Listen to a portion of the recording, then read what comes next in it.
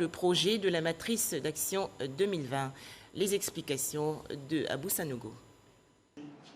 À la direction de zone sud-ouest de l'Office ivoirien des parcs et réserves, l'heure est au bilan des activités du deuxième trimestre de l'année. Cet exercice hautement technique a consisté pour les participants à dérouler la matrice d'action 2020, contenant 6 programmes de gestion, que sont la surveillance, le suivi écologique, la gestion participative, la communication, les infrastructures et le management. Pour chaque programme, les activités prévues ont été examinées. Un taux d'exécution a été déterminé.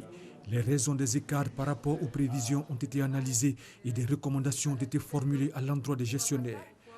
Il s'agit de façon périodique, au terme du trimestre, du semestre et ensuite au terme de l'année, de regrouper l'ensemble des parties prenantes à la gestion du parc national de Taï, de sorte qu'ils puissent apprécier le niveau de mise en œuvre du plan annuel d'activité qui lui également a été adopté de façon participative en tout début d'année.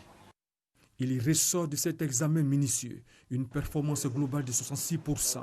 Le taux de réalisation effectif atteint par la direction de zone sud-ouest de l'OIPR est de 31% contre 47% attendu. Des difficultés ont émaillé la mise en œuvre des activités, a souligné le lieutenant-colonel Diarasouba Abdoulaye, directeur de la zone sud-ouest de l'OIPR. Ce sont entre autres les limitations du nombre de personnes lors des rassemblements du fait de la Covid-19, ce qui a impacté négativement les activités de sensibilisation, les ateliers périodiques et les missions de surveillance d'envergure. La Covid-19 a également provoqué la fermeture des sites écotouristiques et la suspension de certaines activités.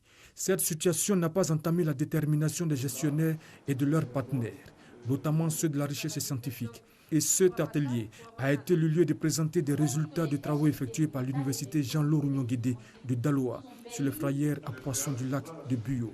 Ce qui est intéressant dans ce cadre-là, c'est si vous savez, en fonction des types de poissons, l'endroit spécifique où le poisson va se reproduire, ça veut dire qu'on peut prendre des mesures en vue de protéger ces sites-là.